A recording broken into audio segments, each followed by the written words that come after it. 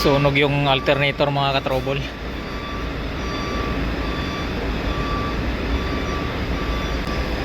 Lumiyaw daw to, sabi ng driver. Kaya ito may marka pa ng fire extinguisher. Papalitan na natin to ng buo. So ituturo ko na rin kung paano magkabit ng belt para doon sa mga hindi pa nakakaalam.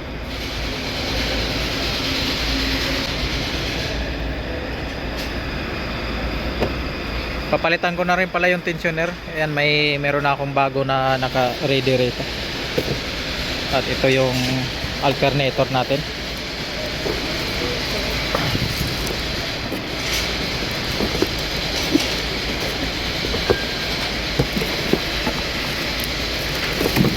So, ayan.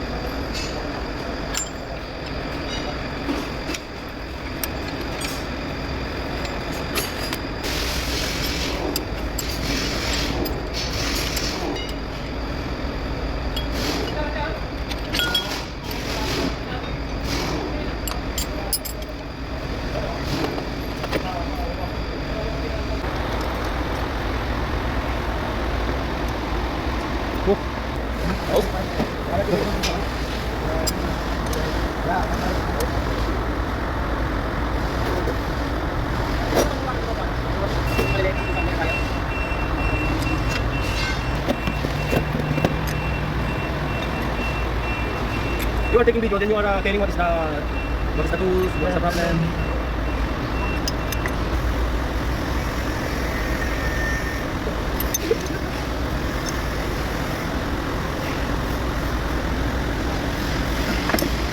Ay, magkakabit na tayo ng alternator.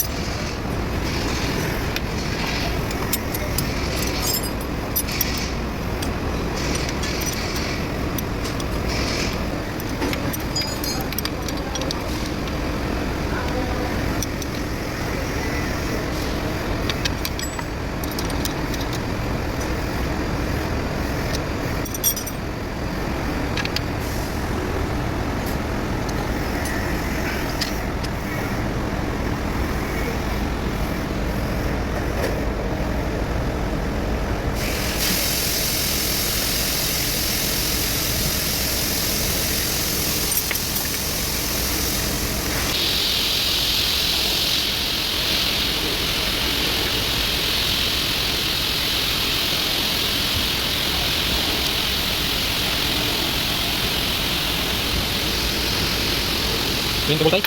Double tie? Okay.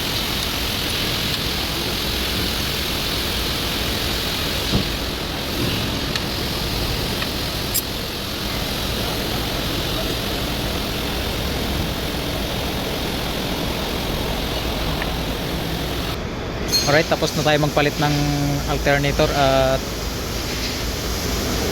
tensioner. Next natin ikabit ay belt. Lagay natin sa crankshaft pulley, tapos papunta rito sa AC compressor.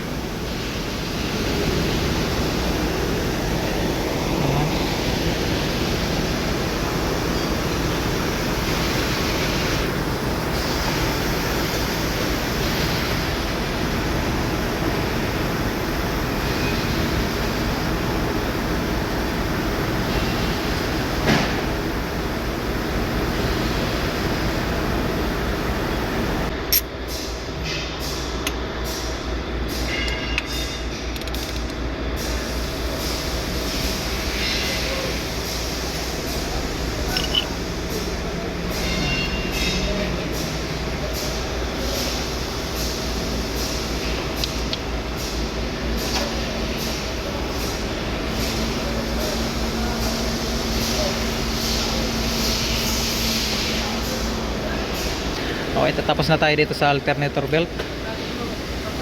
Sunod naman natin itong sa pan belt.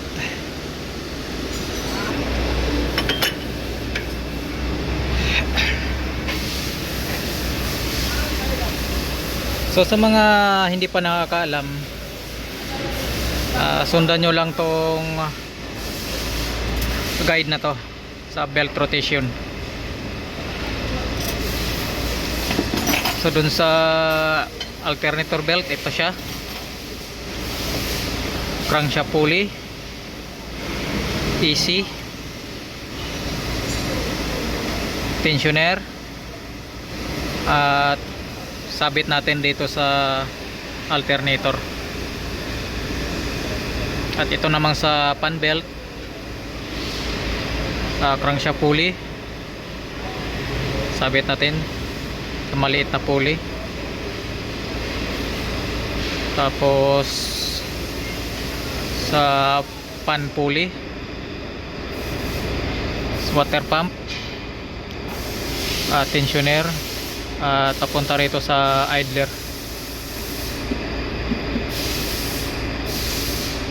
Okay, so yung belt natin dadaan dito sa gitna ng water pump at tensioner. So sa nagtatanong naman sa akin kung paano magtanggal ng tensioner, ito lang yung bolt nya, oh, 3 bolt. Isa, dalawa, 3. Tapos matatanggal nyo na yung tensioner na yan. Dito nyo lang ilusot. Ito.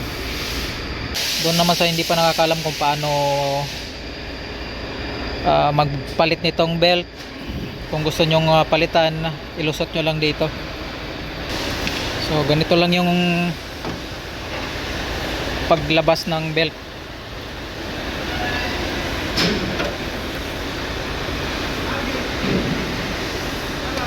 Medyo nahirapan ako kasi hawak ko yung camera natin. Ayan, paikot nyo lang ganyan hanggang mailabas lahat sa ilisi. At sa pagbalik naman, lusot natin dito, pabalik naman pag ganyan. Ayan, pasok na yung belt nyo.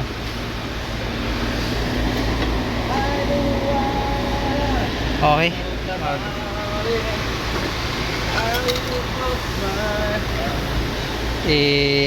kabit na natin tong belt. Sundan lang natin tong guide na to. Crankshaft, pan, papunta rito sa baba ng water pump. At ito naman, ito sa ibabaw ng tensioner. At dito yung huli natin sa idler pulley. Itong rod sheet, dito natin isuksok sa ilalim. Ayan.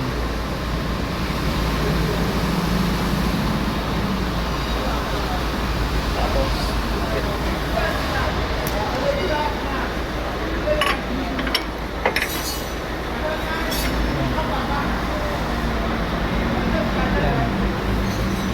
angat nyo, tapos lagyan nyo ng tubo para hindi mabigat ipihit yung tensioner.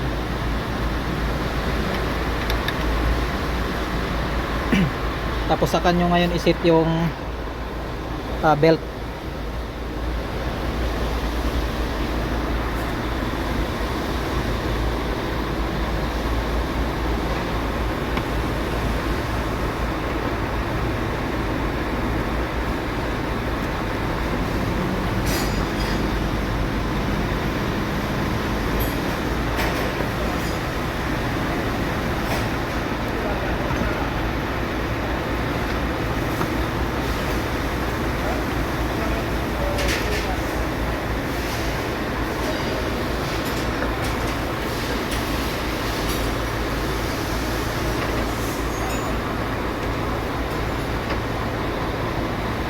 siguraduhin nyo lang na nakaupo lahat.